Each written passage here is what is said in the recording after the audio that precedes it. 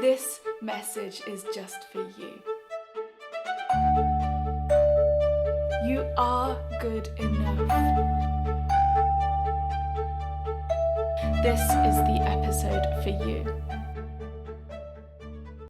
If your inner critic has got round to the fact that you weren't brought up bilingual, or that you'll never be a native speaker of your new language, I made this video just for you.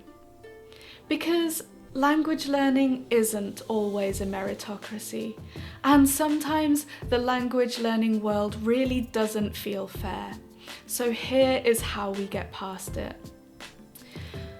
Language learning is an odd one, because nobody is ever born able to code websites or compose a violin concerto. Everybody requires serious amounts of deliberate teaching and learning and practice, no matter what age they start. But with languages, we're surrounded by people who, okay, they weren't born multilingual, but were brought up speaking several languages that they acquired completely naturally, all at around the same time. All their languages are native languages.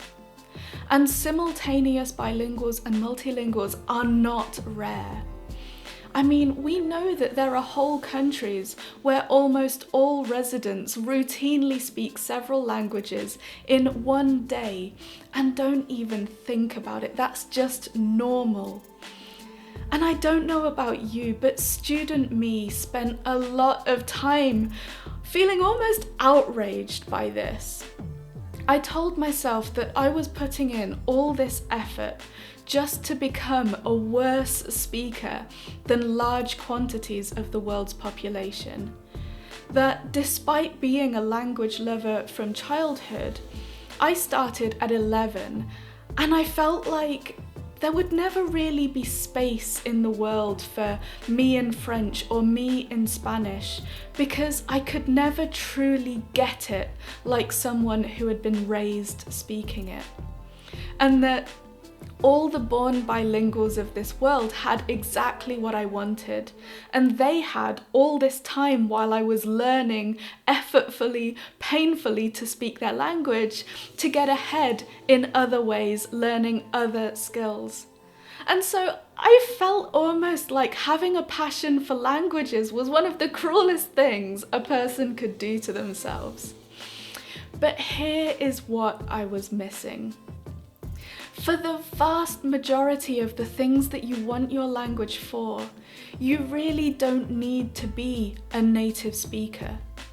You can have a happy marriage and raise children in a language that is not your native one.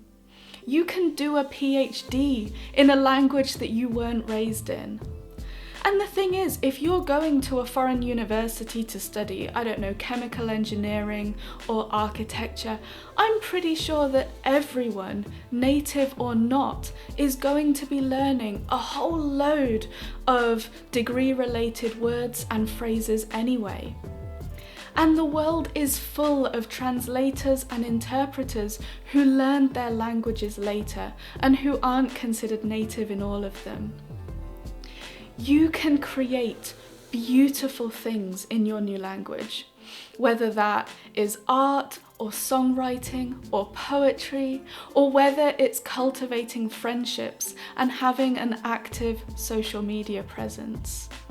You can know the right things to say to make someone feel better about the world in your new language, even when you are not a native.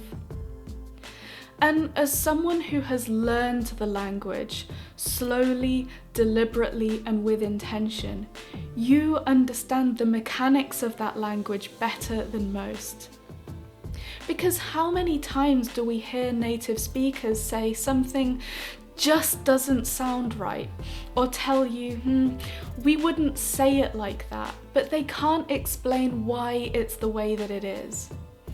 Even if you don't have the native instinct, you can make up for that by understanding the rules. So if you're beating yourself up about the fact that you're not going to be a native speaker, I get it. It doesn't feel fair. but it's also not going to stop you getting what you want. So just to finish off today, I have a challenge for you. Take a few minutes, take a piece of paper and write down all the things that you, or more generally people, can do as a non-native speaker of a language. Literally everything you can think of within a 2-3 minute time.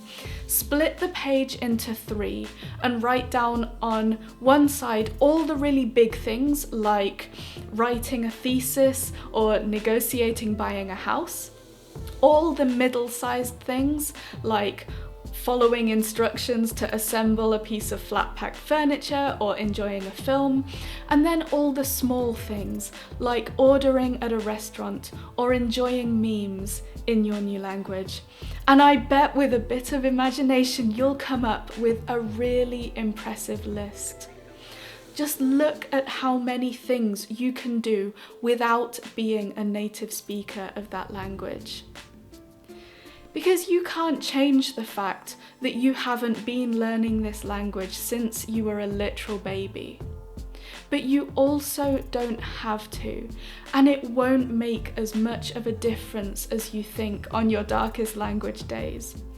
The mere presence of bilingual people in the world isn't going to stop you from becoming the best speaker of your new language that you can be. It's not going to take away any of the achievement of speaking that new language and of discovering parts of you that you never even knew existed in your native language. You don't need to erase huge parts of you in any attempt to pass as native, and you don't need to let the fact that you aren't a native speaker hold you back. Because you are doing something amazing and you should be so proud of it. Have a wonderful day and I will see you tomorrow.